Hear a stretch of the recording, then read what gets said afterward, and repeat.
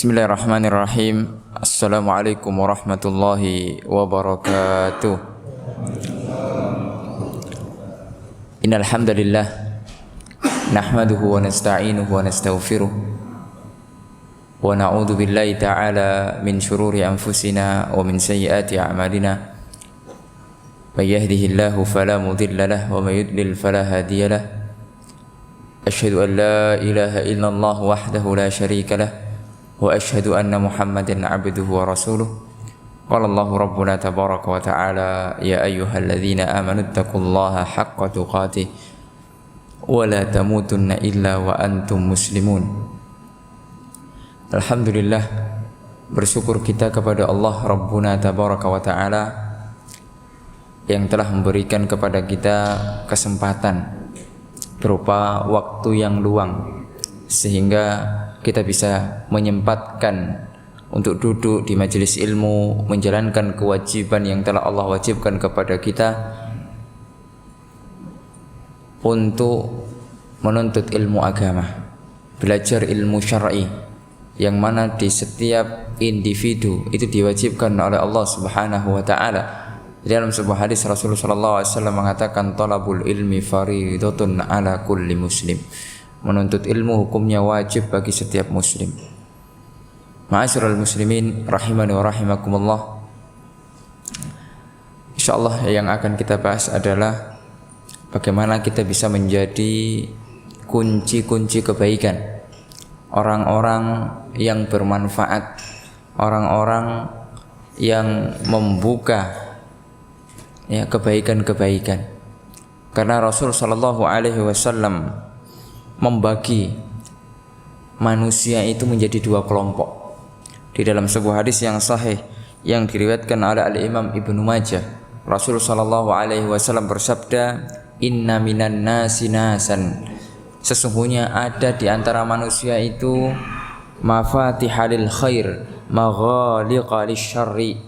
Ya, di antara manusia bagian yang pertama adalah mereka pembuka pintu kebaikan dan penutup pintu keburukan.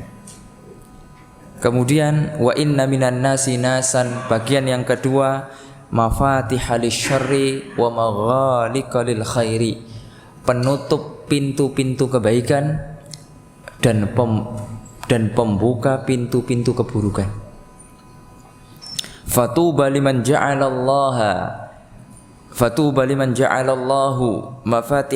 mafatihal khairi ala yadaihi, maka bergembiralah, kabar gembira bagi orang-orang yang menjadi pembuka pintu-pintu kebaikan.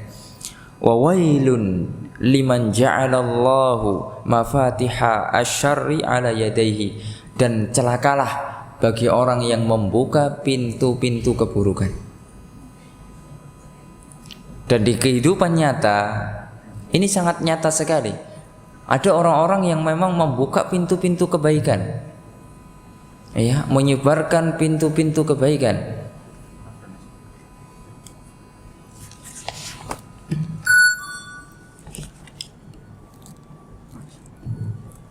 Ada di antara manusia itu yang membuka pintu-pintu kebaikan, ya, dan penutup pintu-pintu keburukan. Ini berbahagialah kata Rasul sallallahu alaihi wasallam. Ada di antara bagian yang kedua malah pembuka pintu-pintu keburukan. Pintu-pintu kebaikan ditutup. Ya. Belum ya?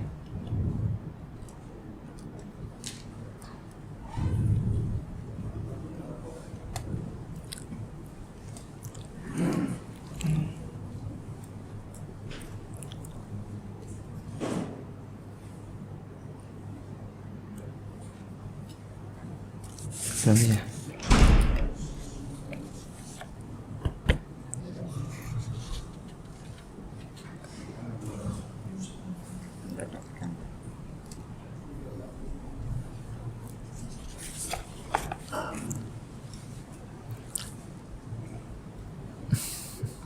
Enggak apa.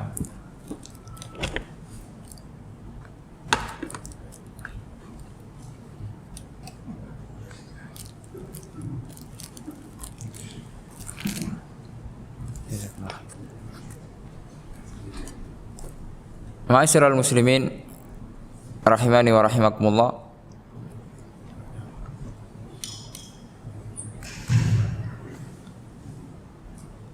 Rasul sallallahu alaihi wasallam membagi manusia menjadi dua kelompok. Ya, sebagaimana sudah kita bacakan hadisnya, yaitu pembuka-pembuka pintu-pintu kebaikan. Dan itu menjadikan kita harus introspeksi diri. Apakah kita bagian dari mereka, ataukah kita malah menjadi bagian yang kedua, membuka pintu-pintu keburukan. Ya. Ada di antara saudara-saudara kita pintu-pintu kebaikan itu ditutup. Orang mau ngaji tidak boleh, ya, hanya urusan kepentingan. Bahkan pernah nggak melihat pengajian diusir? Pernah? Hah? Sering ya? Pengalaman. Subhanallah, ya. Bayangkan orang mau ngaji diusir. Ya subhanallah, ini kan menjadi benar apa yang disabdakan oleh Rasul sallallahu alaihi wasallam. Ya. Apa sih? Kalau pengajian itu memang jelas menyimpang, sesat, itu pun ada orang-orang yang berhak untuk memberhentikan. Siapa yang berhak? Pemerintah. Ya. Misalnya jelas itu aliran sesat begitu ya. Itu ada yang memiliki otoritas untuk memberhentikan itu, bukan individu, bukan person per person. Ya. Oleh karenanya ma'asyiral muslimin rahimani wa rahimakumullah, ini harus menjadi introspeksi diri. Jangan sampai kita menghalangi orang-orang untuk meraih kebaikan, untuk apalagi untuk ngaji.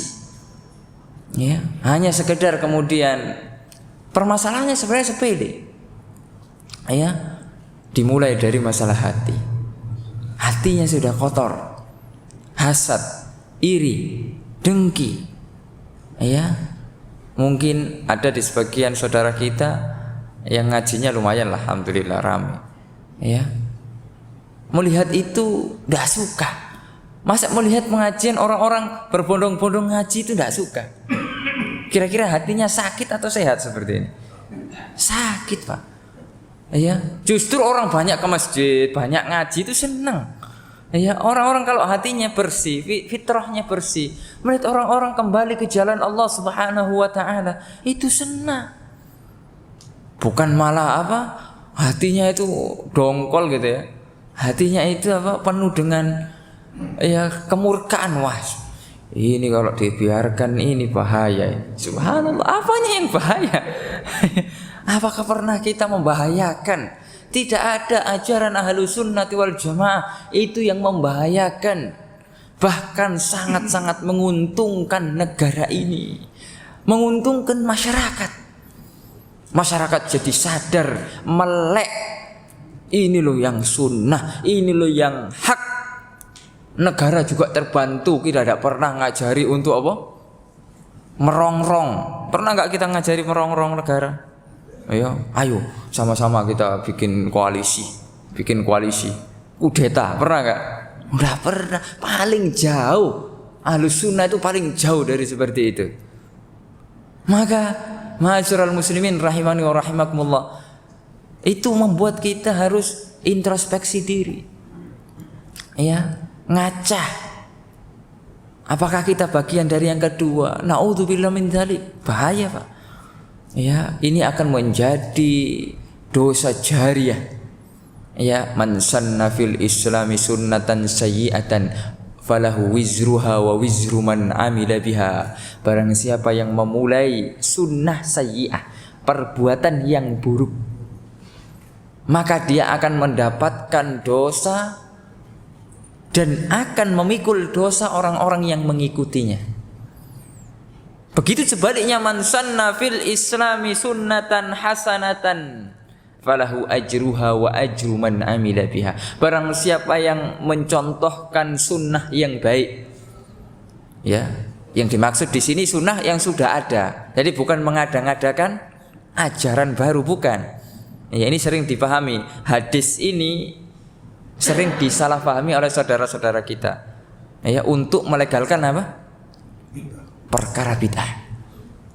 Ya. Ini saja, ini buktinya memulai. Sedangkan asbabu wurudil hadis, nah ini penting. Mengetahui sebab hadis ini ada itu apa? Waktu itu Rasulullah SAW melihat ada orang yang compang-camping, bajunya jelek, segala macam, kasihan. Kemudian Rasulullah SAW memotivasi agar para sahabatnya bersedekah. Kira-kira sedekah itu perkara bid'ah atau enggak? Enggak. Sedekah sudah jelas dalilnya. Ya, sudah jelas. Wa ma anfaqtum min nafaqatin aw nadartum min nadrin fa innallaha ya'lamu. Ya, apa yang kamu infakkan itu kan jelas sudah. Ya. Apa yang kamu infakkan, apa yang kamu nadarkan, Allah Subhanahu wa taala itu Maha tahu. Ya. Bahkan kita dimotivasi untuk senantiasa memperbanyak amalan soleh, di antaranya bersedekah. Ya, sedekah itu ada yang wajib, ada yang sunnah. Sedekah yang wajib adalah mengeluarkan zakat. Ya, zakatul mal. Setiap kita harus mengeluarkan zakatnya ketika mencapai nisab dan ketika sudah haul 1 tahun. Ada yang sunnah, ya, sedekah-sedekah dengan bentuk apapun, ya, bukan harus dengan uang dan yang lainnya. Sedekah bisa dengan senyuman, ya. Makanya sedekah itu kan maknanya luas, bukan semata-mata dengan uang. Itu bagian dari sedekah. Ya, tapi ada orang yang tidak punya uang, ya sudah, senyum saja lah kepada saudara muslim yang lain. Tabassumuka liwaji akhika shadaqah.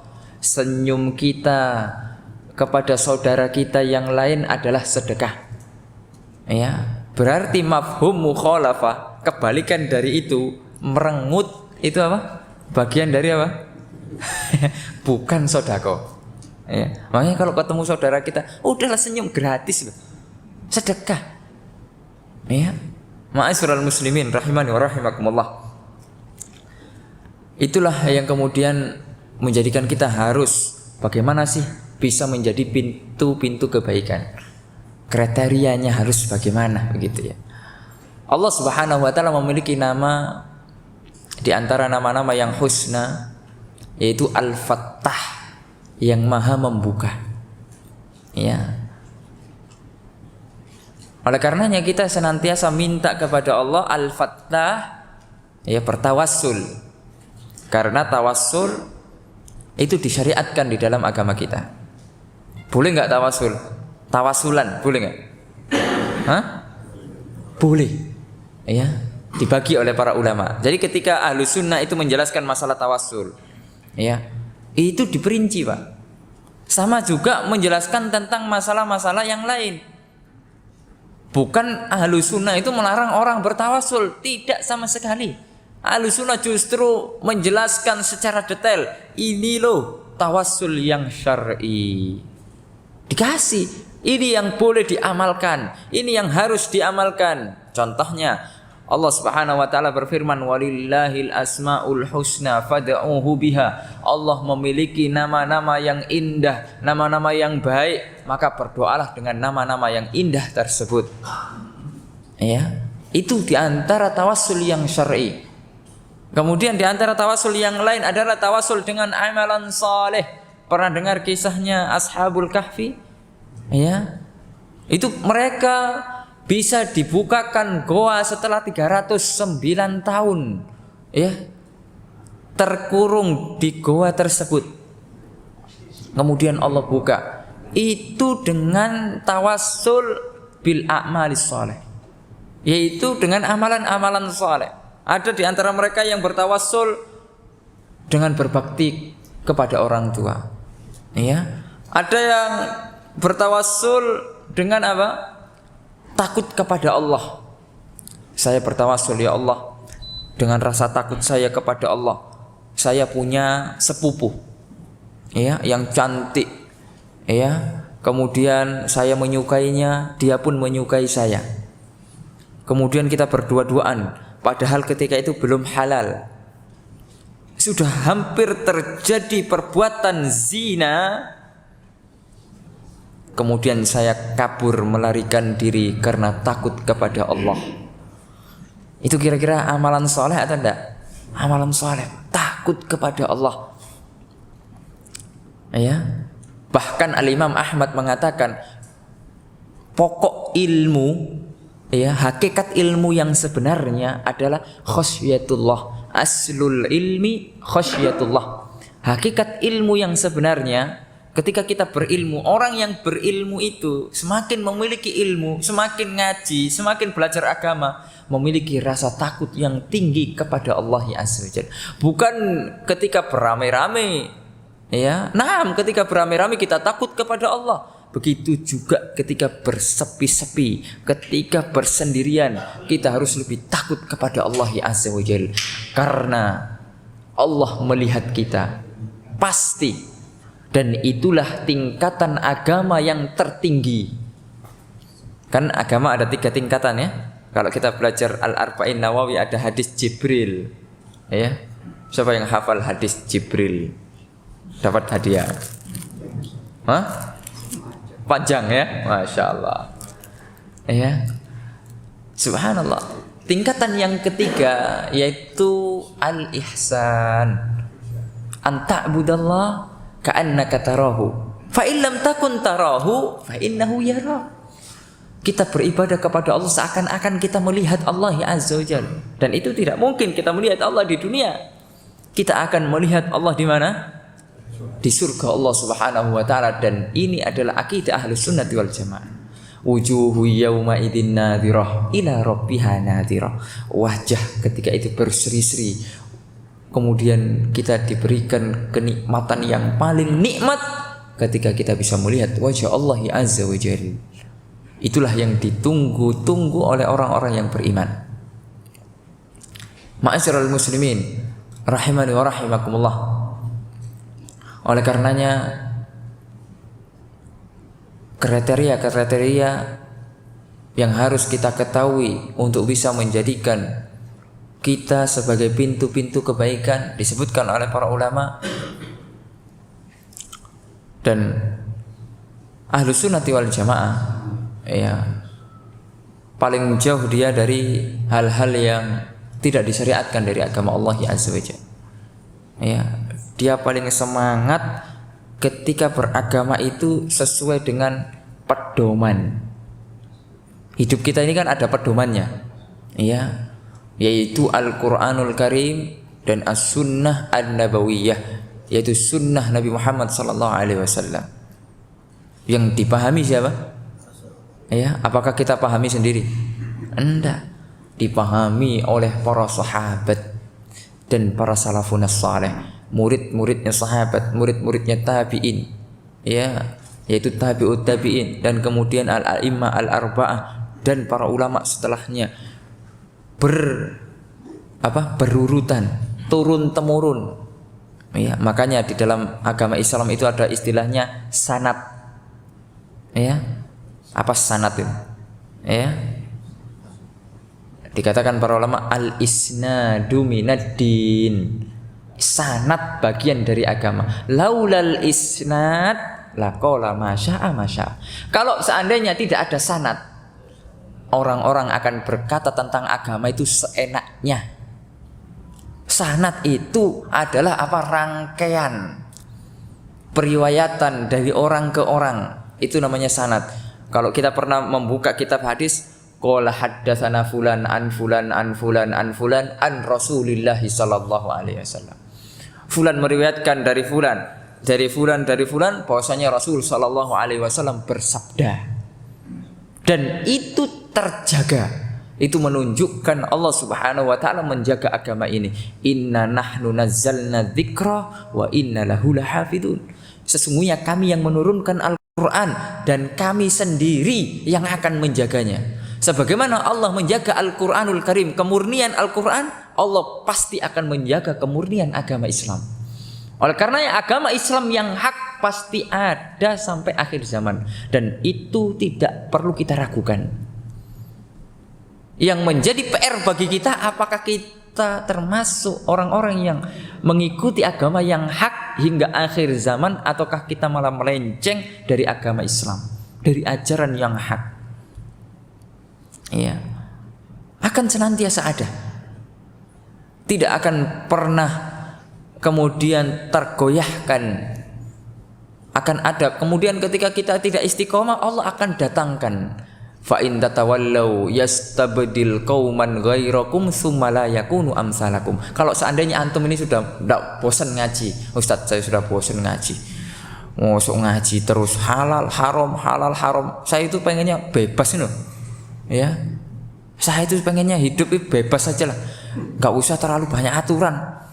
Kok Ustaz jelaskan kok koyok banyak aturan gitu loh, pusing saya Ustaz. Nggak apa-apa, antum silahkan, mau bebas silahkan, tapi semuanya ingat ada hisabnya, iya, ada hisabnya Pak.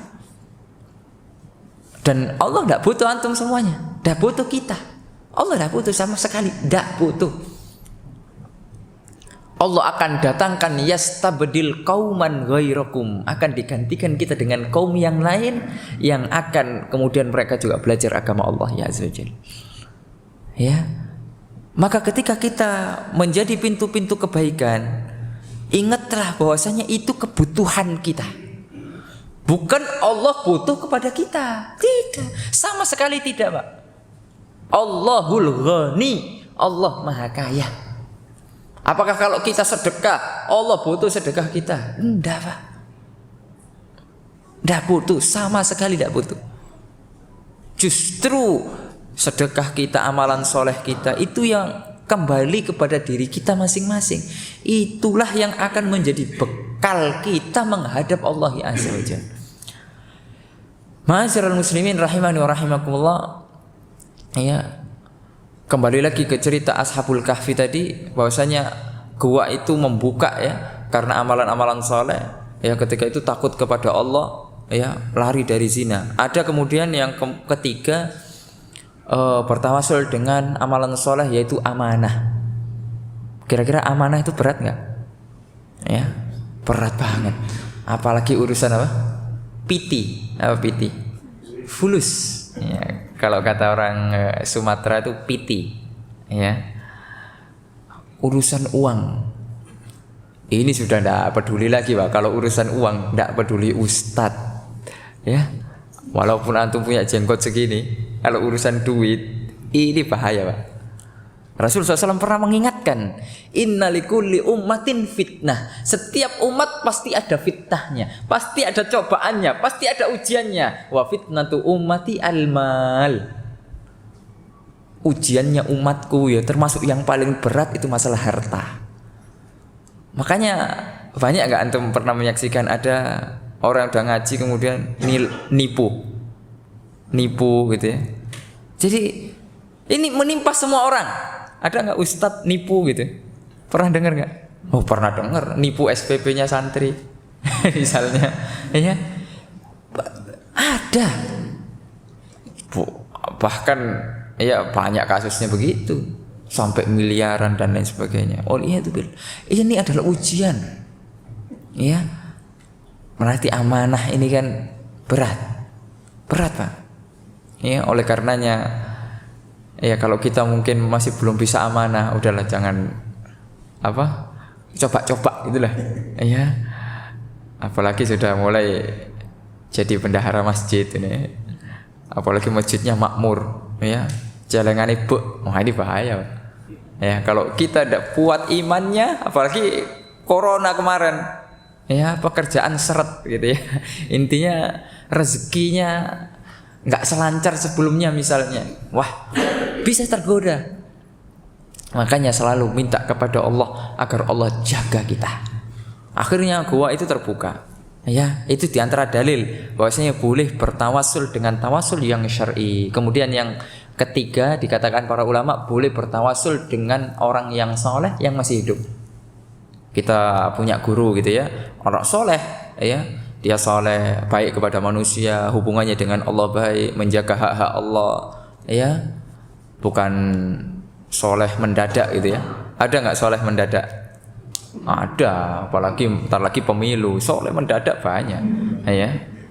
Soleh mendadak tiba-tiba pakai peci, ya toh, ke masjid nyumbang karpet gitu ya.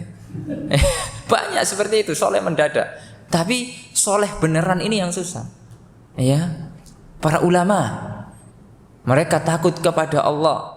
Oleh karenanya Allah mengatakan innama yakhshallaha min ibadihil ulama. Sesungguhnya yang takut kepada Allah hanyalah para ulama. Menjaga hak-hak Allah, ya, menjaga ad-din, menjaga agama ini agar terjaga tidak terkontaminasi dengan apa? Masalah-masalah baru di dalam agama Islam, ya. Oleh karenanya ma'asyiral muslimin rahiman wa rahimakumullah, boleh kita minta doa kepada mereka. Sebagaimana dahulu para sahabat ketika Rasul SAW masih hidup, mereka berbondong-bondong minta doa kepada Rasul SAW. Salah satu di antara doa yang pernah diminta Abu Hurairah, ya, untuk memintakan hidayah untuk uminya. Siapa yang tahu namanya uminya Abu Hurairah? Dapat hadiah. Uminya Abu Hurairah, siapa tahu? Gampang nih. Saya minum dulu.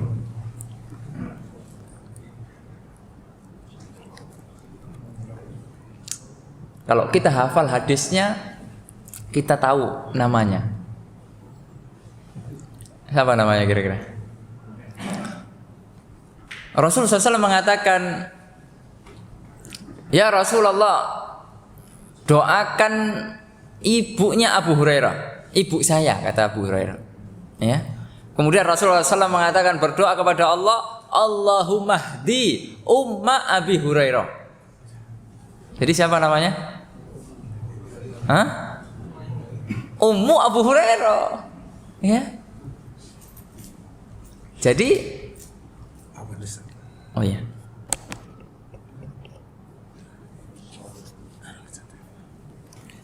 Jadi namanya Ummu Abu Hurairah. Ya. Kalau kita nggak tahu nama aslinya, ya sudahlah, Ummu Abu Hurairah, sudah selesai. Ya. Ya Allah, berilah hidayah kepada Ummu Abu Hurairah. Dan doa Rasulullah SAW mustajab atau tidak? Mustajab. Ya, itu diantara salah satu doa. Masih banyak orang sahabat-sahabat yang minta doa, dan itu diijabah. Kemudian ibunya Abu Hurairah masuk dalam agama Islam. Setelah sebelumnya mencela Rasul SAW, mencela agama Islam dan lain sebagainya. Lalu ketika Rasul SAW wafat, apakah para sahabat datang ke kuburan Rasulullah SAW? Tidak pernah diriwayatkan. Kalaupun ada riwayat itu palsu, itu dusta atas Nabi Muhammad SAW. Dan ini hati-hati. Ya. Bahkan riwayat yang sahih yaitu Umar bin Khattab radhiyallahu taala anhu mendatangi pamannya Nabi Muhammad sallallahu alaihi wasallam Al-Abbas. Al-Abbas ini siapa? Pamannya Nabi Muhammad SAW. Bapaknya siapa? Bapaknya siapa? Ya Ibnu Abbas. Ya, bapaknya apa? Ibnu Abbas. Ya. Subhanallah. Makanya Ibnu Abbas punya kedekatan dengan Nabi Muhammad SAW. Apa? Misanan ya, sepupu. Ya, iya misanan ya kalau bahasa Jawa. Ya, sepupu. Ya. Kemudian Umar mengatakan, wahai Abbas, dahulu ketika Rasulullah SAW masih hidup, kami minta doanya ke Rasulullah SAW. Ketika sudah wafat, kami mendatangimu untuk minta doa. Waktu itu paceklik, minta doa agar diberikan hujan oleh Allah Subhanahu wa taala. Doakan ya agar segera diturunkan hujan. Ya, ini salah satu contoh. Jadi boleh kepada orang-orang soleh atau kepada orang tua kita, boleh. Pak, Bu, saya minta doa. Saya baru mulai merintis pekerjaan. Ya doakan supaya berkah, supaya ya diridhoi oleh Allah Subhanahu wa taala, supaya kemudian ini menjadi jalan rezeki saya. Begitu. Bu, doakan Bu agar rumah tangga saya ini dijaga oleh Allah Subhanahu wa taala dari segala macam godaan-godaan, agar dijaga dari segala macam fitnah-fitnah. Doakan anak-anak saya menjadi anak-anak yang saleh. Begitu boleh. Kalau ada ketemu ustaz ya, yang kita tahu secara zahirnya, secara ya kita kenal ya orang-orang saleh ya, maka minta doa, ustaz, anak-anak saya sekarang lagi proses menghafal Quran ustaz, doakan semoga dimudahkan. Insya Allah, semoga Allah Subhanahu wa taala memberikan kemudahan. Ya. Ma'asyiral muslimin rahimani wa rahimakumullah.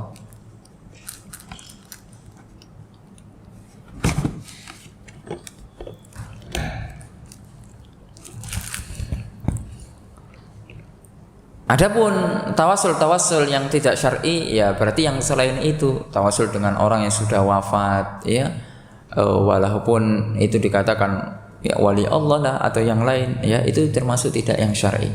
Ma'asyiral muslimin rahimani wa rahimakumullah, di antara kriteria agar kita bisa menjadi pilar-pilar kebaikan yang pertama adalah kita harus senantiasa menjadi hamba yang bertauhid. Ya, bertauhid dulu. Ya.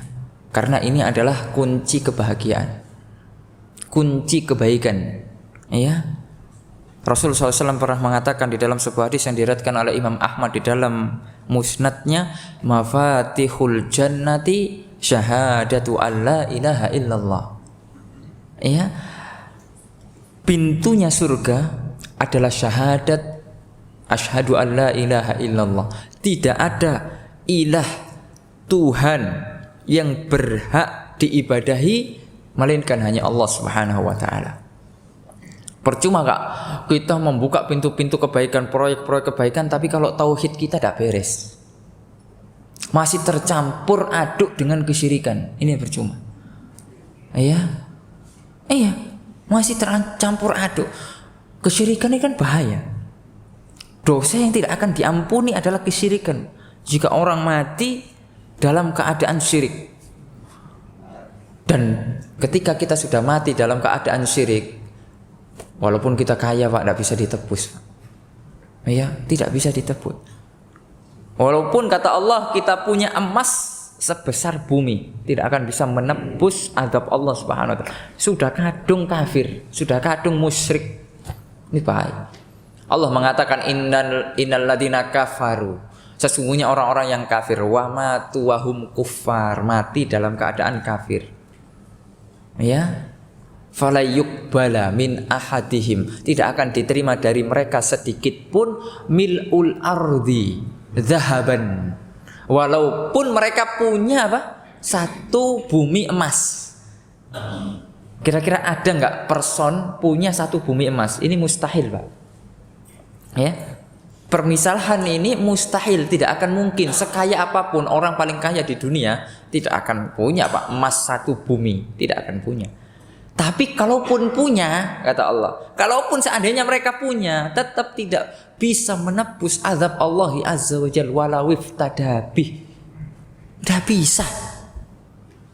Ya. Oleh karena masalah tauhid ini penting Pak. Ini yang harus kita dakwahkan sampai mati. Jangan bosan, Ustadz kok ngajini tauhid terus. Ya mulai zaman dah enak biyen sampai sekarang ya tauhid aja. Lah kok ganti lho Ustadz, zaman wis milenial ngene gitu. Misalnya gitu.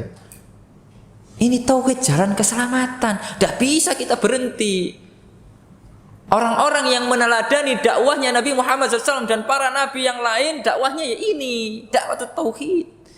Kalau ada orang yang tidak mementingkan, ada dai misalnya tidak mementingkan dakwah tauhid, kosong dakwahnya dari tauhid, yo cuma ngelawak, ngakak-ngakak. Ya, itu tanda-tanda dakwahnya tidak benar. Ya, karena indikasi dakwah itu benar ketika mementingkan masalah tauhid. Walaqad ba'asna fi kulli ummatin rasulan an i'budullah wajtanibut tauhid. Telah diutus setiap umat seorang rasul. Untuk apa tujuannya? Visi misi mereka itu untuk apa? Ani budullah, untuk agar kita menyembah Allah. Wajtanibut taghut, agar kita menjauhi para taghut, yaitu sesembahan selain Allah Azza wa Jalla. Walaupun sekarang kita sudah dakwah tauhid, fenomena kesyirikan banyak nggak? Oh sangat banyak Pak, sangat banyak sekali. Ya, maka kita telisik, kita cermati, masih adakah di keluarga kita masih ada kesyirikan-kesyirikan? Itu kita berantas Pak. Jangan sampai itu terjadi. Ya. Dan ini harus diprioritaskan, diutamakan. Ya, tidak boleh ditunda-tunda masalah ini. Ya, karena bahaya Pak, orang mati membawa kesyirikan, itu bahaya. Ya. Innallaha la yaghfiru ayyushraka bihi wa yaghfiru ma duna dzalika liman yasha. Allah tidak akan mengampuni dosa syirik dan mengampuni dosa selain syirik. Ya, yaitu dosa-dosa maksiat. Itu masih ada potensi diampuni. Oh, kalau begitu Ustaz sama maksiat aja Ustaz. Ya, enggak begitu juga. Ya, pemahamannya. Ya. Ya kalau diampuni, kalau tidak, oh bahaya. Ya, apakah kita punya jaminan kalau dosa-dosa kita akan diampuni oleh Allah? Tidak ada. Tapi kalau sudah dosa syirik Pak, kita bawa mati, oh ini bermasalah. Diharamkan bagi kita surga Allah ya azza. Ini kan menyedihkan. Ya. Ma'asyiral muslimin rahimani wa rahimakumullah. Harus bertauhid. Ya. Jangan sampai tauhid ini disepelekan gitu ya. Di setiap masjid kalau bisa itu harus khatam kitabut tauhid. Ya. Di masjid-masjid itu harus khatam kitabut tauhid minimal sudah. Ya, kitab tauhid banyak ya tentang masalah akidah, ya. Tauhid ini lebih spesifik. Ya, ada tauhid, ada akidah, ada manhaj, ya. Ya ini saling berkaitan. Tauhid itu lebih spesifik mengenai hubungan seorang hamba dengan Allah Azza wa Jalla. Tauhid uluhiyah, tidak ada sesembahan yang berhak diibadahi melainkan hanya Allah. Adapun akidah lebih umum. Ya, masuk di dalamnya tauhid, masuk di dalamnya akidah-akidah yang lain, ada al-wala wal bara, ada akidah Ahlussunnah dengan para pemimpin, ada akidah Ahlussunnah dengan para sahabat, begitu ya. Lebih luas daripada tauhid. Kalau manhaj keseluruhan mencakup tauhid, akidah, di dalam fikih, di dalam muamalah, semuanya. Tata cara hidup. Ya. Oleh karena ma'asyiral muslimin rahimani wa rahimakumullah. Jangan sampai kita menyepelekan itu. Kemudian di antara kriteria agar kita bisa membuka pintu-pintu kebaikan setelah kita berusaha untuk mentauhidkan Allah, belajar tauhid, mana yang syirik kita sudah tahu, mana yang tauhid kita sudah tahu, yaitu senantiasa semangat belajar ilmu syar'i. Ya, harus punya ilmunya. Masa iya kita ngajak orang tapi tidak ada ilmunya? Ya, ini kan bahaya. Ya, harus semangat belajar. Apa yang kita ajarkan harus kita sudah memiliki ilmunya. Oleh karena Imam Bukhari membuat bab di sahihnya, yaitu apa? Babun al ilmu qoblal qauli wal amal. Sebuah bab kita harus berilmu sebelum kita ngomong, sebelum kita beramal. Jadi gak boleh kita ngedobos gitu aja, gak ada ilmunya. Ya. Boleh nggak orang dokter buka praktek kalau dia nggak pernah sekolah kedokteran? Boleh? Saya habis di PHK wis jadi dokter aja lah. Kemudian bikin plat, ditulis DR. Nggak tahu DR-nya itu dari mana itu. Ya, itu urusan dunia Pak. Itu antum akan bakal kemudian kena ditangkap polisi itu. Karena apa? Malpraktek. Ya. Orang kemudian sakit ini antum kasih obat ini mati. Ya, enggak ada ilmunya. Lah ini urusan din, agama. Lebih layak untuk kita harus berhati-hati. Tapi kebanyakan kita sekarang kalau sudah urusan agama semuanya pengen ngomong. Ya. Orang-orang yang tidak biasa belajar agama di warung-warung kopi itu ngomong, oh ya, kalau menurut saya itu terlalu ekstrim, keras, masya Allah, ya, atos, apanya yang atos gitu loh. Jadi subhanallah, ini harus kemudian kita perhatikan masalah ini, ya, jangan sampai kita berkata karena bahaya Pak. Semuanya kan akan diminta pertanggungjawaban. Ya. Kalau kita berbicara tentang agama Allah tanpa ilmu, ini diantara dosa besar. Al-Imam Ibnul Qayyim, ya, ini saking kerasnya beliau, ya, membagi, ya, beberapa dosa, ya, bahkan menjadikan dosa ngomong ilmu tanpa dosa ngomong tentang Allah tanpa ilmu ini, ya, di atas kesyirikan. Bayangkan, ya, jadi dosa syirik itu kan dosa paling besar. Tapi ngomong agama tanpa ilmu ini lebih besar, karena berpotensi orang bisa syirik. Ya, bisa syirik, Pak. Bisa melakukan bid'ah, bisa melakukan maksiat, karena ngomongnya tanpa ilmu. Tidak disaring, tidak difilter, semuanya diomongkan. Ya, oleh karenanya ilmu itu segala-galanya lah. Ya, oleh karena Syekhuna guru kita Syekh Abdul Razak bin Abdul Muhsin Al-Abbad hafizahullah taala mengatakan di kitabnya Asbabu Ziyadatil Ilmi Ziyadatil Iman wa Nuqsanihi, yaitu sebab-sebab bertambahnya iman dan berkurangnya iman. Beliau mengatakan al ilmu, ya, aslun likulli khair. Ilmu itu pokok dari segala macam kebaikan. Wal jahlu aslun likulli syarr. Kebodohan adalah pokok dari segala macam keburukan. Terjadinya keburukan yang kita saksikan itu karena kejahilan, karena kebodohan, ya, tersebarnya kebodohan. Orang-orang tidak mengetahui itu syirik, itu perkara baru di dalam agama, itu kemaksiatan, karena kejahilan. Di beberapa tahun, mungkin tahun 2000-an, ya, atau mungkin tahun 90-an, mungkin bapak-bapak tahu gitu, ya, saudari-saudari muslimah kita bertanya kepada salah seorang, ya, yang sedang mengenakan hijab, jilbab. Bu, sudah haji ya? Ya, Bu, sudah haji ya? Kenapa? Kok menggunakan jilbab? Bayangkan tuh. Dan itu sampai sekarang dipahami oleh muslimah-muslimah kita. Orang yang mengaku Islam tapi mengetahui bahwasanya jilbab itu hanya wajib oleh orang yang sudah haji. Pernah temu nggak kayak gitu? Sehingga orang-orang yang belum haji tidak pakai jilbab. Ini nyata, Pak. Ini karena kejahilan. Kejahilan. Bahkan mungkin tetangga samping kanan kiri kita tidak mengenakan jilbab. Padahal wajib hukumnya setiap muslimah menggunakan jilbab. Bukan hanya orang yang sudah haji, Pak, ya, ataukah kemudian jilbab digunakan ketika hanya kondangan, ya, nggak kondangan dibuka, lepas sudah, ya. Dan ini terjadi. Ini kenapa sebabnya, Pak? Al-jahlu, kebodohan. Harus belajar, harus kemudian dikasih tahu, gitu loh. Karena kalau tidak dikasih tahu, bahaya. Ya, ma'asyiral muslimin rahimani wa rahimakum. Oleh karenanya syarat berdakwah, ya, kita menjadi pilar kebaikan kan otomatis itu juga bagian dari dakwah. Harus punya ilmu. Allah mengatakan kul hadhihi sabili ad'u ilallah. Katakanlah ini adalah jalanku yang amanah, aku menyerukan ke jalan Allah. Jadi dakwah itu menyerukannya hanya apa? Ke jalan Allah.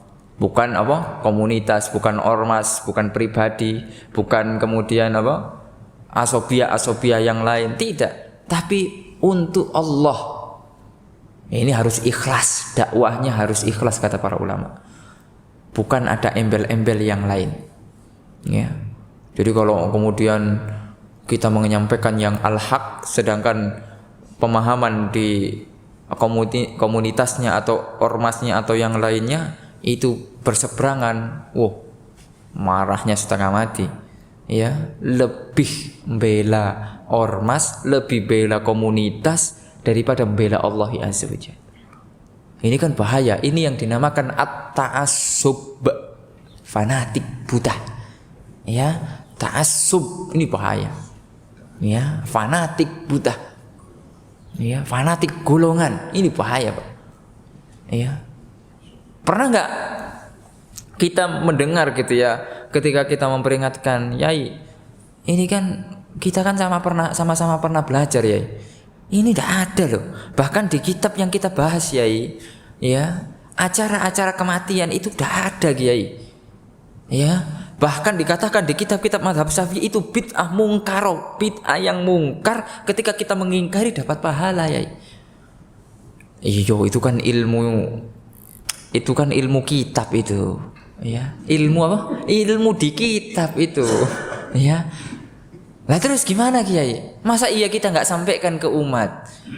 Ya masalahnya kan umat sudah kadung seneng. Lah kalau kita sampaikan kan, lah gak diundang mana?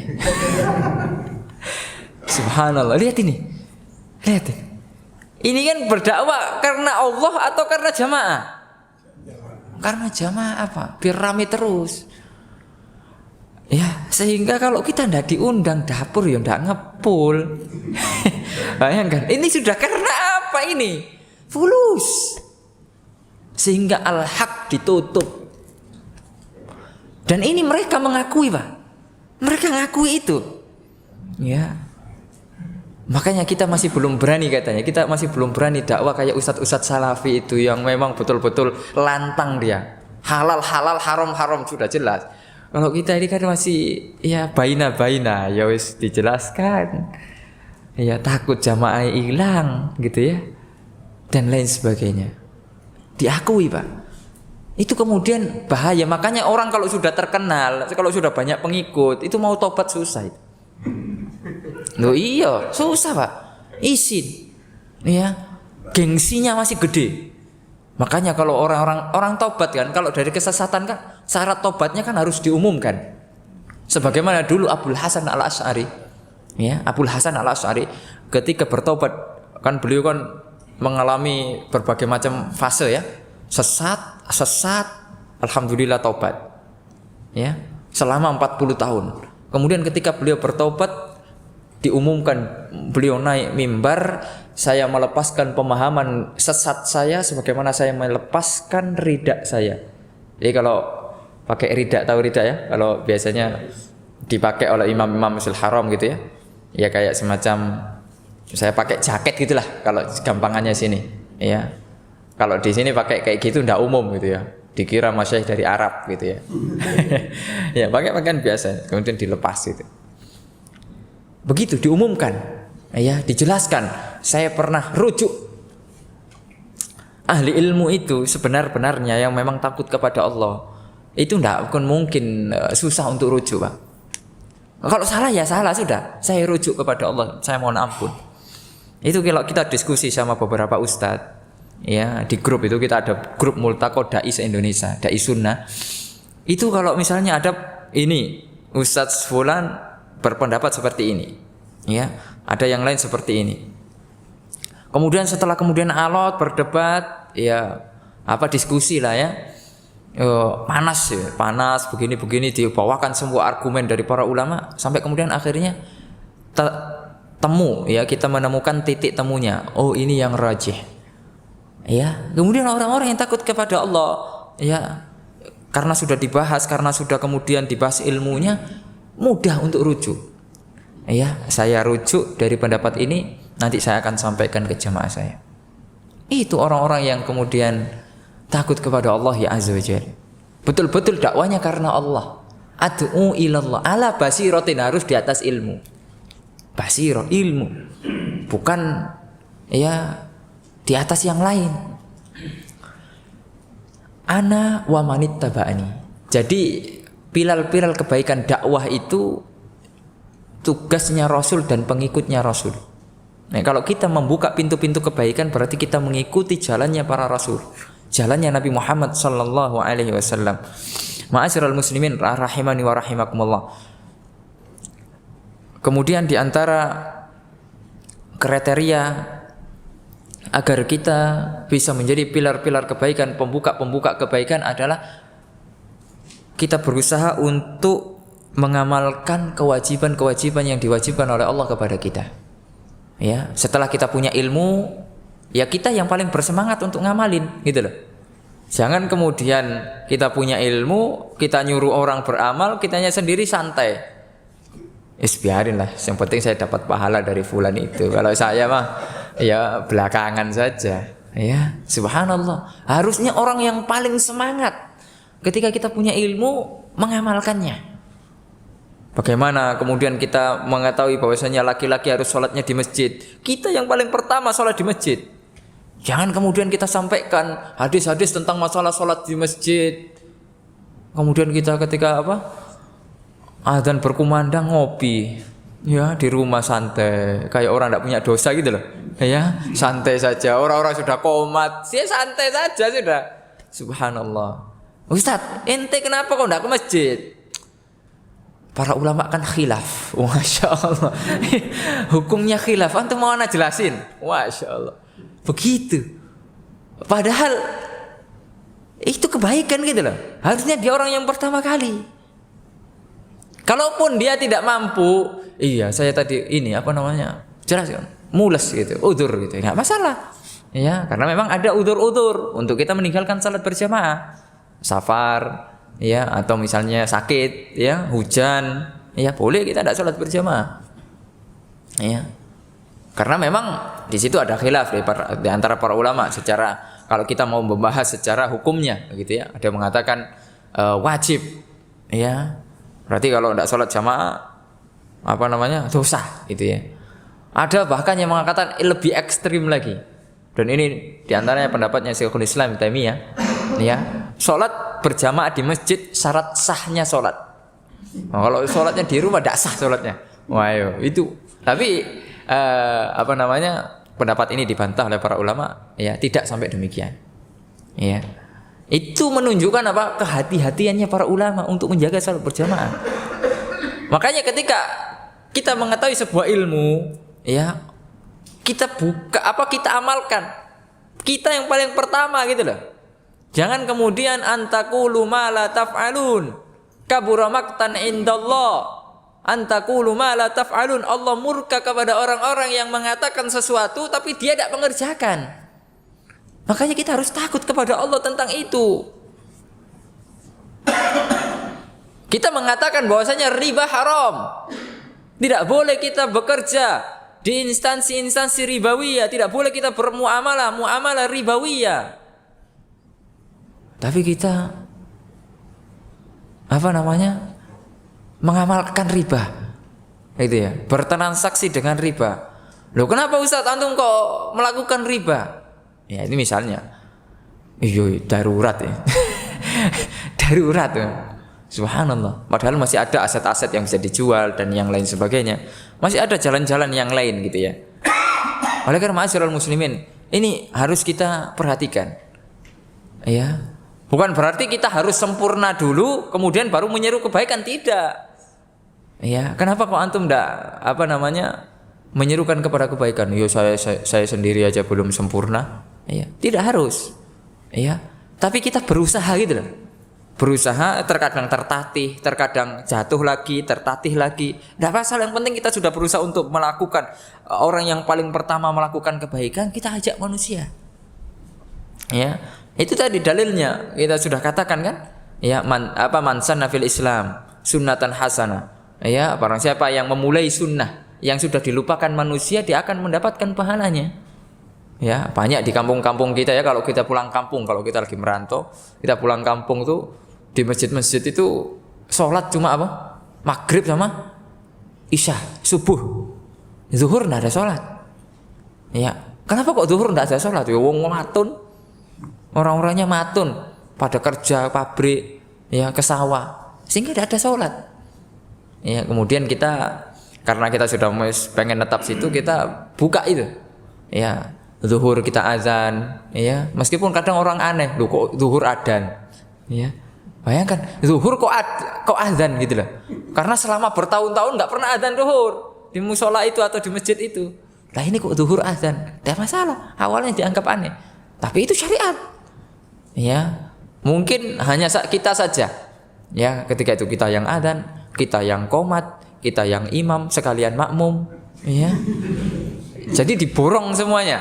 Ya, kalau pekerja proyek itu borongan lah, pemborong. Dia tok gitu loh. Subhanallah. Mungkin seminggu, sebulan dia toh masih istiqomah satu orang. Ya, mungkin ada yang tergerak hatinya satu orang, dua orang. Nah, kemudian rame. 10 tahun berikutnya masjidnya sudah rame. 5 waktu. Siapa yang dapat pahala? Waktu itu orang yang pertama pemborong tadi itu. Ya. Subhanallah. Ini kan luar biasa. Ya. Oleh karena ma'asyiral muslimin rahimani wa rahimakumullah, kita harus kemudian bersemangat, ya. Dalam sebuah hadis yang lain dikatakan man dalla ala khairin ya kafa'ili. Barang siapa yang menunjukkan kebaikan, maka dia seperti orang yang melakukannya.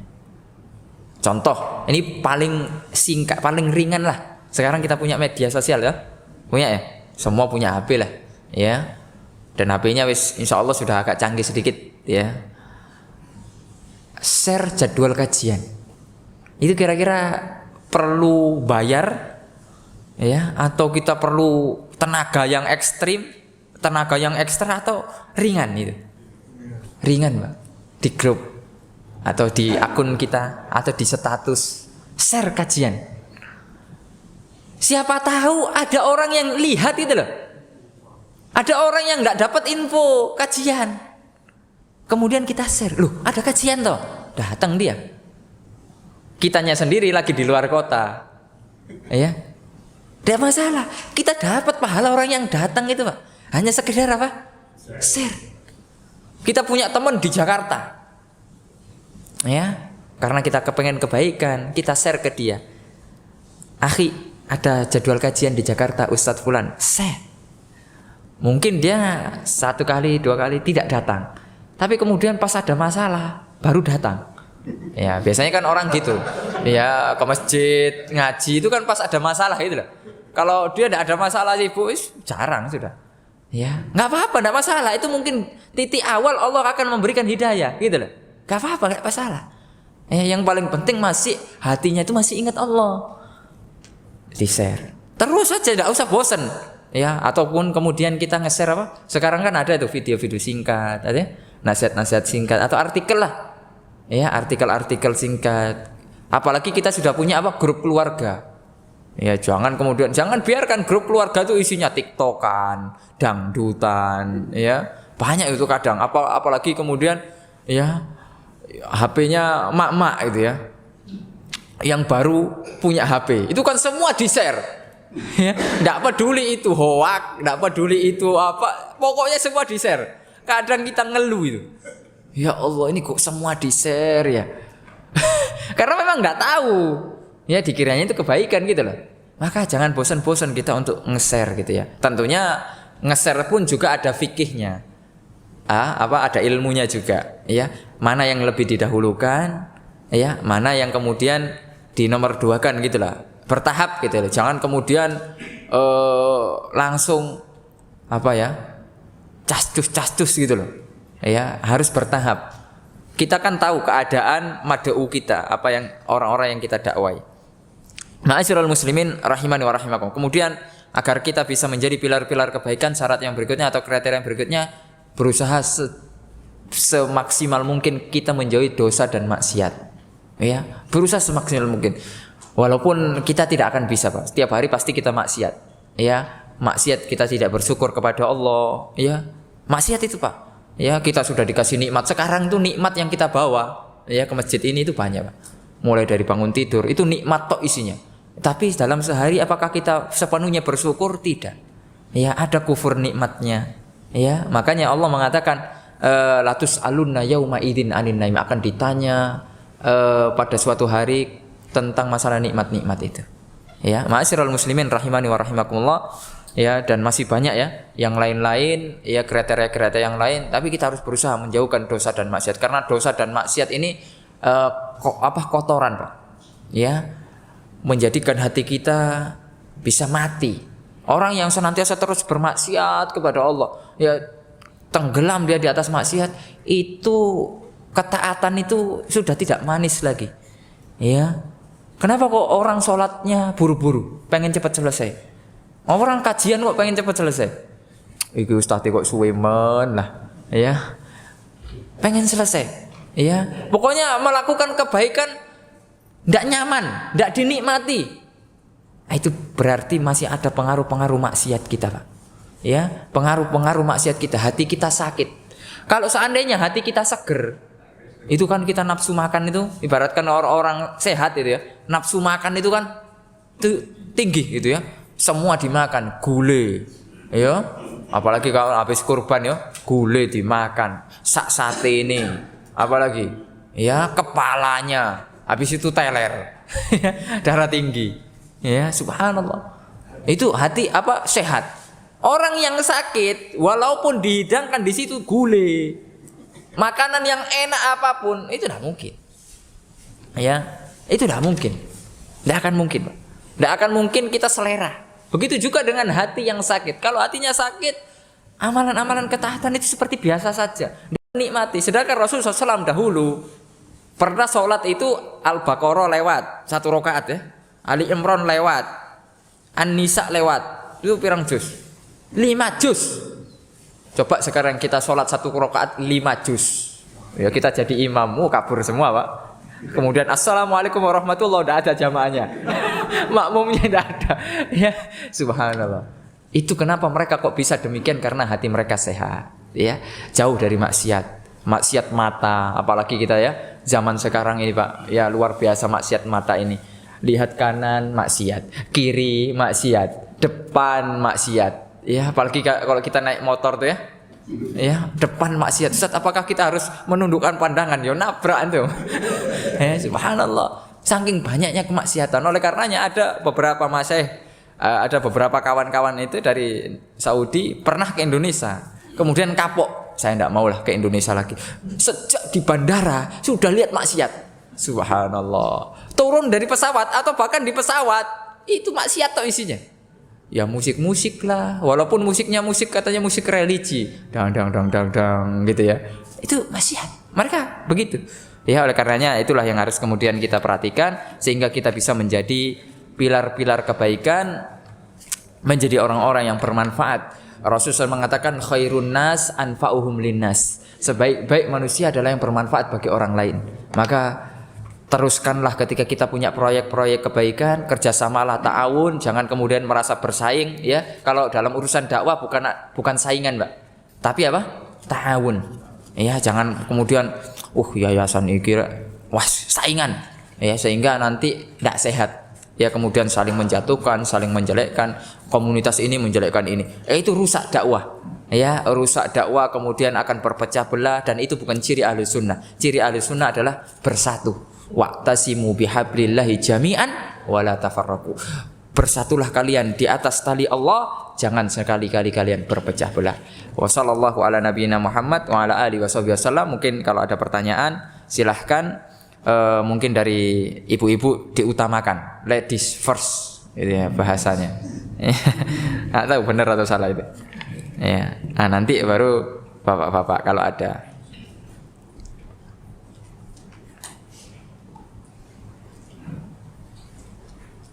Pakai apa, mic ya biasanya? Pakai mic. Silakan ibu-ibu jika ada pertanyaan dipersilakan. Jika tidak ada ya alhamdulillah. Ya. Tidak berat bagi saya. Karena pertanyaan itu berat. Saya lebih suka itu kalau ditanya pertanyaan yang sulit. Ya, itu saya paling suka itu. Karena jawabnya gampang, wallahu a'lam. Tapi kalau agak-agak mudah itu yang saya agak pusing.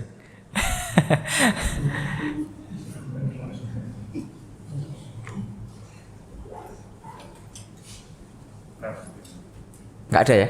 Mungkin bapak-bapaknya. Silakan, Pak. Assalamualaikum warahmatullahi wabarakatuh. Waalaikumsalam warahmatullahi wabarakatuh. Beliau sedang menjelaskan bahwa tawasul kepada orang yang masih hidup, yaitu zamannya Rasul, tawasul kepada Nabi Muhammad SAW. Bagaimana kalau tawasul sekarang ini kan banyak yang tawasul di wali-wali songo atau sejenisnya. Bagaimana itu? Apa bisa diterima atau memang itu disyariatkan atau itu memang istilah kita? Terima kasih. Waalaikumsalam warahmatullahi wabarakatuh. Pertanyaan bagus ya. Bagaimana tawasul dengan orang-orang yang sudah wafat ya, bahkan di negeri kita ini marak begitu ya. Ada agenda tur ya, tur religi atau segala macam ya. Di Surabaya ini kan ada dan lain sebagainya. Ya, apakah itu memang disyariatkan? Tidak. Ya.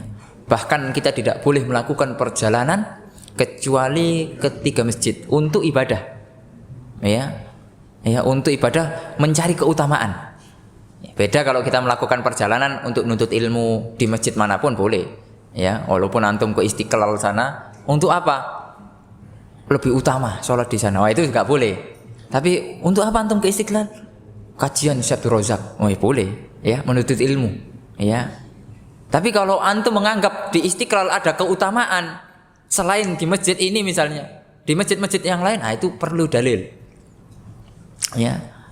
La tusaddur rihal illa ila thalathati masajid. Tidak boleh melakukan perjalanan untuk meraih keutamaan. Karena sudah ada keutamaannya. Ya, yaitu masjidi, masjidku wa masjidil haram, masjidil aqsa. Masjidku kata Nabi yaitu Masjid Nabawi, Masjidil Haram dan Masjidil Aqsa. Itu yang memiliki keutamaan yang khusus. Ya.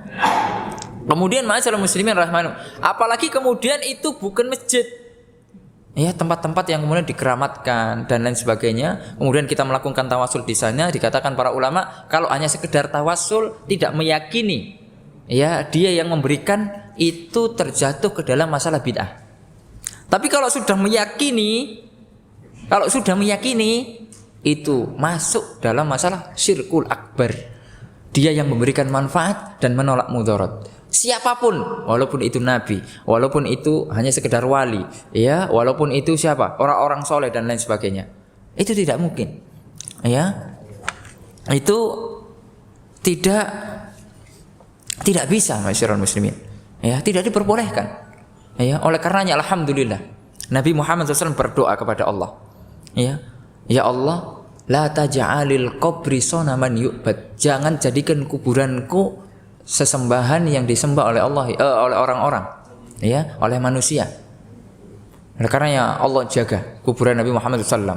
Antum tidak bisa, Pak, macam-macam di kuburan Nabi Muhammad SAW. Ya, kalau antum mau macam-macam, ya, askarnya gede-gede, ya, orang yang jaga itu gede-gede. Allah jaga, ya, Allah jaga. Makanya itu tidak boleh. Ima terjatuh ke dalam masalah bid'ah kalau kita bertawasul dengan orang-orang yang sudah wafat, ya, walaupun dia orang soleh dan lain sebagainya, imah kita terjatuh ke dalam masalah apa? Syirik, ya. Dan ini yang paling besar. Dan ini berpotensi banget. Ya, sering saya sampaikan, saya punya pengalaman nyata. Ya, saya pernah tinggal di Mesir itu 5 tahun. Di Mesir itu banyak kuburan keramat, Pak. Ya, kuburan yang dikeramatkan, dibangun. Mesti di masjid itu ada kuburan, masjid kuburan. Ya.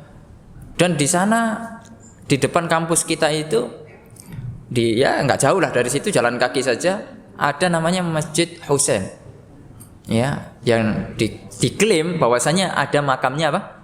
Cucunya Rasulullah SAW, Husain, ya. Padahal Husain meninggalnya di mana? Karbala, ya. Katanya kepalanya dibawa ke Kairo, dikuburkan di sana. Ini masih ada khilaf ya di kalangan para ahli sejarah, ya. Tapi ala kulli hal, saya pernah masuk 2 kali ke masjid itu. Saya pernah masuk 2 kali, pengen tahu gitu loh, apa yang dilakukan orang-orang. Penasaran saya. Kan sering saya dengar itu, waktu awal-awal dulu, sering saya dengar bahwasanya orang, masa sih ada orang yang minta ke kuburan, minta sama penghuni kubur. Apakah ada? Saya masih kurang yakin ada seperti itu. Paling ya tawasul gitu ya. Ya tetap mintanya kepada Allah, tapi melalui orang soleh begitu ya, yang sudah. Tapi setelah saya sana, saya itu masuk tuh. Saya enggak sholat tahiyatul masjid. Pokoknya pengen masuk aja, pengen tahu gitu lah. Akhirnya betul-betul saya menyaksikan dengan mata kepala saya sendiri orang-orang yang minta kepada penghuni kubur. Ya Husain walad, ya Husain rizki, ya Husain ini, ya Husain itu. Ya Husain minta anak, ya Husain minta anak. Bayangkan tuh. Ngeri. Dan itu adalah syirkul akbar. Ya, makanya sering saya ceritakan karena saya lihat sendiri gitu loh. Ya, itu orang-orang Arab, Pak. Ya, nah sekarang kita di Indonesia begitu dan lebih parah. Mungkin sama parahnya lah. Ya, Oleh karenanya kita harus hindari. Ya, kita harus peringatkan saudara-saudara kita kalau bisa, ya meskipun ya ada fikih dakwahnya lah. Jangan kemudian langsung kita datangi, langsung kita ceramah di situ ya mati gitu, Pak. Ya, ada fikih-fikihnya, ada tahapan-tahapannya untuk memperingatkan saudara-saudara kita dari kesyirikan. Kita mencintai mereka karena Allah ya Azza wa Jalla, karena mereka ya sama agama dengan kita, agama Islam. Ada al-wala yang harus kita berikan kepada saudara-saudara kita. Yaitu tadi sebabnya karena al-jahlu atau karena mengikuti apa? Pemahaman-pemahaman yang menyimpang, mengikuti guru-guru yang menyimpang. Wallahu taala alam bissawab. Ustaz, ada kiai yang mengatakan sholawat lebih utama dari istighfar. Ya, ini bagaimana? Ya dilihat tempat-tempatnya. Terkadang sholawat lebih utama dari istighfar ya di waktu-waktu tertentu. Ya, di hari Jumat, ya, perbanyak sholawat lebih utama. Ya, terkadang istighfar lebih utama. Kapan? Ketika habis sholat. Ya, karena itu yang disyariatkan. Sesuatu yang ada nasnya yang disyariatkan pada waktu-waktu tertentu itu lebih utama. Jadi tidak mutlak harus dirinci. Ya, terkadang sholawat lebih utama di waktu-waktu tertentu. Ya, itu kemudian yang harus dirinci, tidak kemudian dimutlakkan saja. Ya, sholawat juga banyak pahalanya, istighfar juga banyak pahalanya. Itulah ya. Ya, Rasulullah SAW mengatakan man shalla alayya sholatan sallallahu biha asyra. Barang siapa yang bersolawat kepada Rasulullah SAW maka Allah akan bersolawat akan melipat gandakan itu menjadi 10 kebaikan. Ya, maka itu diantara keutamaan-keutamaannya. Sekarang hari Jumat toh, berbanyak sholawat. Ya, bukan berarti kemudian mengesampingkan istighfar. Ya, nggak apa-apa. Ya, kalau Jumat memang diperintahkan untuk memperbanyak sholawat. Ya, perbanyak sholawat. Ya, dengan sholawat tentunya sholawat yang disyariatkan. Ya. Karena banyak ya saudara-saudara kita ngarang sholawat yang lain gitu loh. Jadi sesungguhnya sholawat itu banyak sekali sekarang. Ya, bahkan bertentangan dengan akidah. Ya, bahwasanya Nabi itu yang bisa menghilangkan semua hajat. Bayangkan itu. Ya, sampai menempatkan derajat Nabi di derajatnya Allah Subhanahu wa taala, dan ini kesyirikan. Ya, oleh karenanya jangan sampai kita tertipu dengan sholawat. Cukuplah. Kenapa kita tidak mencukupkan dengan sholawat yang diajarkan oleh Nabi? Apakah itu kurang? Cukup.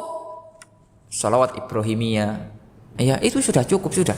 Dan itu sangat utama daripada sholawat yang satu buku itu. Ya, kita ngafalnya susah, Pak.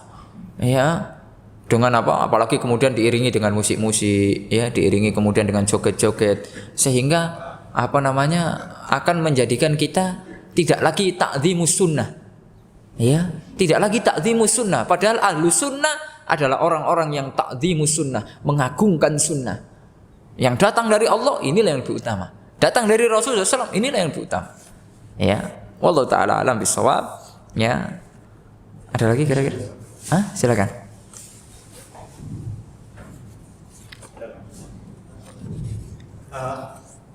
Begini Ustaz, apa yang disampaikan oleh Ustaz tadi masalah syirik ya. Kalau saya pernah mendengar bahwa syirik itu ada 3, ini qauli dan i'tiqad.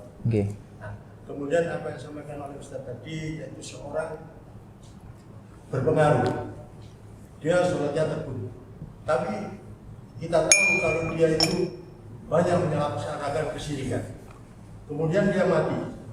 Apakah kita wajib mensolati orang itu? Karena tahu kita kalau orang itu ahli syirik, padahal sholatnya kemudian mati. Apakah kita wajib ikut mensolati? Tak boleh mensolati orang-orang yang kita sudah tahu ya. Kalau tidak boleh, di dalam Al-Quran diterangkan wala tusalli ala ahadin minhum mata abadan. Nah, kenapa abadan? Itu abadan itu matinya apa selamanya tidak sholat? Kalau sekali-sekali sholat, bahkan dia tekun sholat, tapi menjalankan kesyirikannya, bagaimana kita? Boleh nggak kita mensolati? Nah, Allah Subhanahu wa taala mengatakan di dalam Al-Qur'an, la in asyrakta la yahbatanna 'amaluk. Tak pengaruh, Pak. Salate tekun setekun-tekun apapun, sedekah miliaran. Apapun amalan-amalan besar yang dia lakukan, ketika melakukan kesyirikan, la yahbatanna 'amaluk. Amalannya semuanya terhapus, tidak ada asarnya sama sekali. Habaan mansuro, akan menjadi debu-debu yang berterbangan. Dan ini kan mengerikan, Pak. Ya, mengerikan sekali. Kenapa kok kesyirikan selalu kita tahdzir, selalu kita ingatkan kepada umat? Ya, karena ini bahaya. Bukan hanya bahaya di dunia, lebih bahaya lagi di akhirat itu loh, Pak. Khalidina finnari abadan, kekal selama-lamanya di neraka. Ya, sehingga tidak boleh. Kalau kita tahu ya, kalau kita betul-betul tahu betul dia mati di atas kesyirikan, walaupun dia rajin sholat, dan tidak boleh kita mensolati mereka.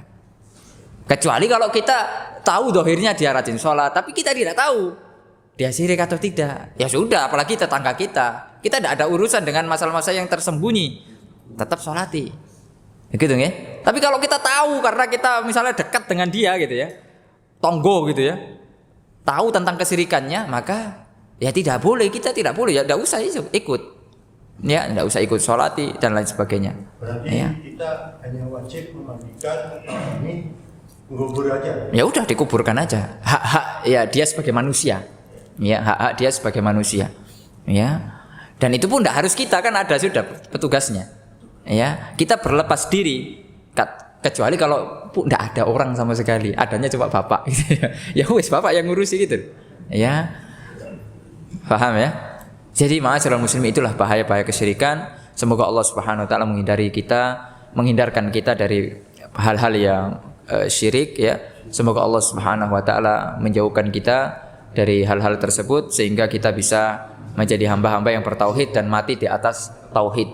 Ya, mohon maaf atas kesalahan-kesalahan. Semoga Allah Subhanahu wa taala memberkahi majelis kita ini. Ya, semoga Allah Subhanahu wa taala mengumpulkan kita sebagaimana mengumpulkan di sini, kita dikumpulkan lagi di surga Allah Subhanahu wa taala dengan Rasulullah dan para sahabatnya. Wassallallahu ala nabiyina Muhammad wa ala alihi wasallam. Subhanakallahumma bihamdika asyhadu an la ilaha illa anta astaghfiruka wa atubu ilaik. Assalamualaikum warahmatullahi wabarakatuh. Waalaikumsalam.